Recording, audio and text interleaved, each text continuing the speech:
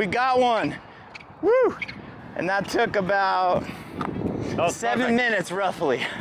Hey, welcome guys. It's us with Coach Dustin. And so today we're talking about mini tennis and why it's so important. So Coach Dustin, why is it so important, and why do we recommend everybody to play mini tennis?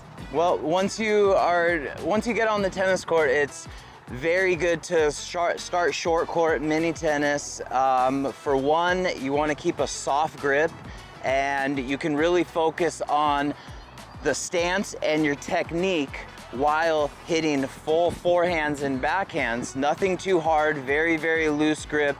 And you can also, number two, you'd focus on your timing. So everything out in front, weight transferring onto the front foot. And that's a great way to start playing when you warm up, and go side to side, cross court, forehand to forehand, and backhand to backhand. So you can work on brushing the ball, feeling the ball come off of your racket. You obviously have a lot more time because the ball is coming slow, and yeah, great way to warm up.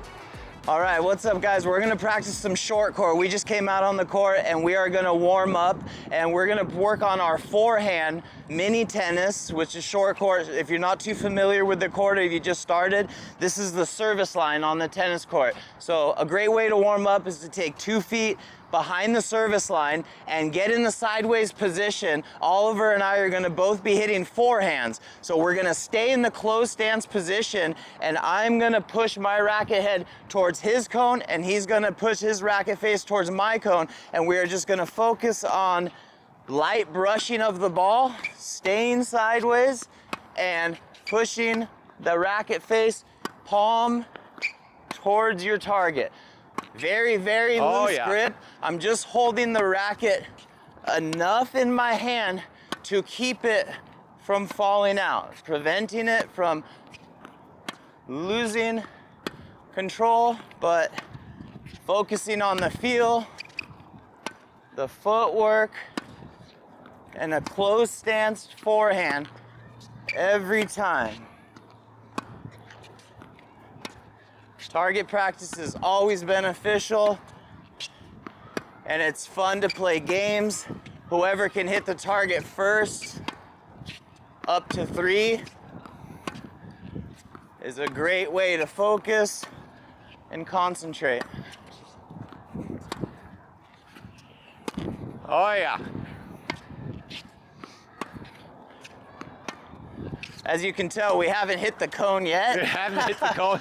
It's a lot easier said than done. Oh, that was close. That was. It might have nicked it, but I'm not counting it. The cone has to move. The cone has to move. Yeah.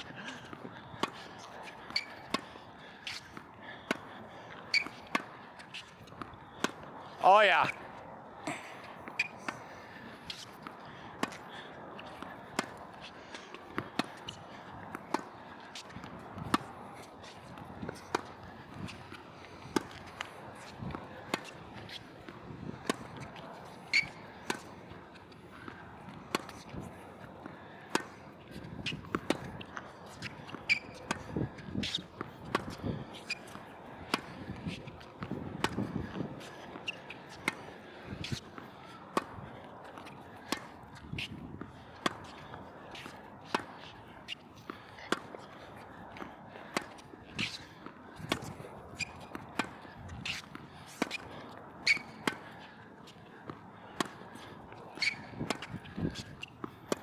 So after you go down the middle, you can take the cone, place it about halfway in between the sideline and center service line, and work on the same thing.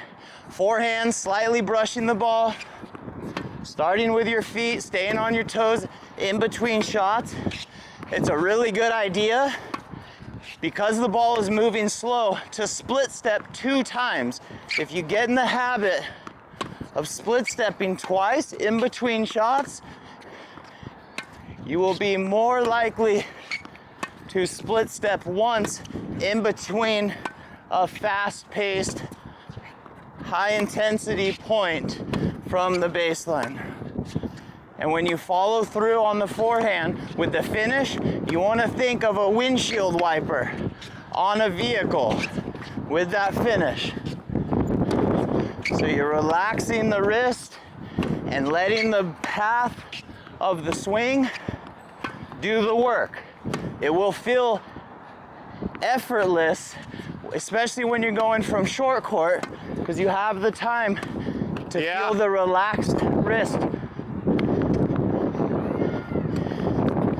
And set a goal. Try and get to 15 or 20 in a row. We're gonna try for 20 right now. Who can hit the cone first? I don't think we've even hit the cone yet. Down the middle or side to side. All right, now we're gonna go backhand to backhand.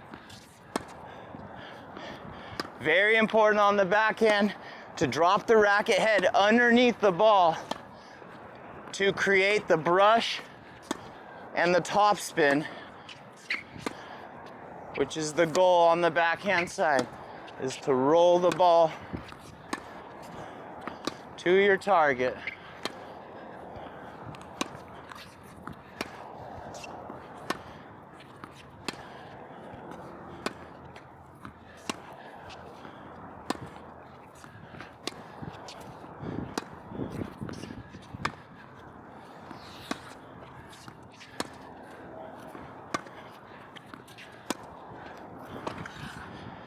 Woo, Coach Dustin, on fire. 3 things to work on hitting the backhand slice while we have the time when the ball's not moving too fast is shoulder turn, getting the body turned to the ball and transferring the weight onto your front foot. And you want to separate your shoulders and arms. Imagine if you're clearing a coffee table off at your house with your racket. That would be the swing path that you want. Also finishing with your shoulders separated and your arms like an airplane. That will help your balance when you're done hitting the shot and control throughout it.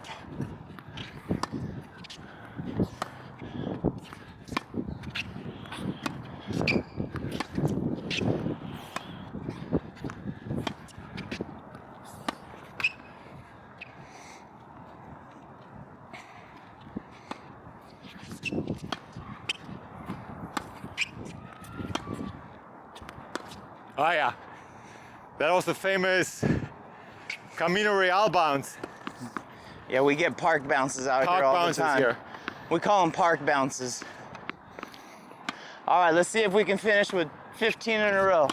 3, 4, 5, 6, 7, 8, 9, 10, 11, 12, 13, 14, 15. Very nice. Keep going. 16, 17. Let's see how many we can get. 18, 19, 20. That is 3-0. All right, last exercise on the mini tennis, quick volley to volley.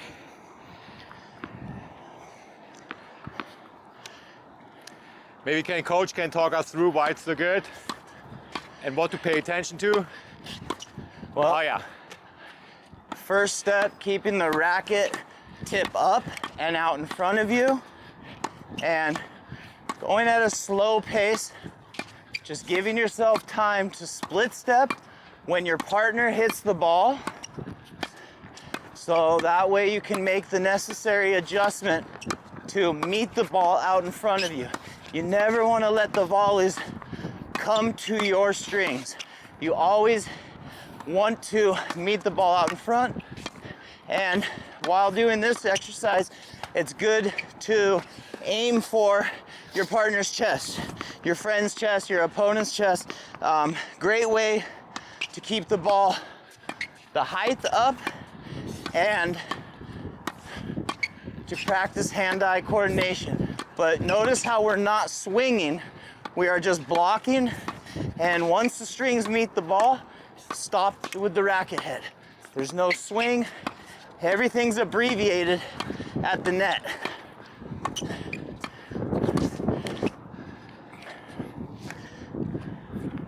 All right, 20 in a row. 2, 3.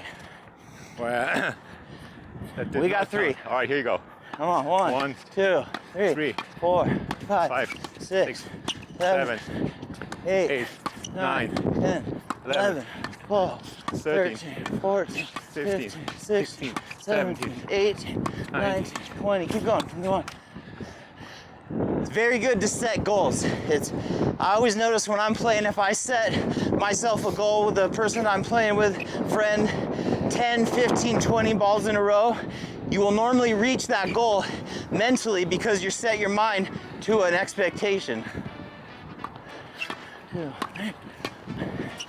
Jammed me. You jammed me. We call that getting handcuffed. Brad Gilbert, calls it that. Oh, here you go. Come on. Nice.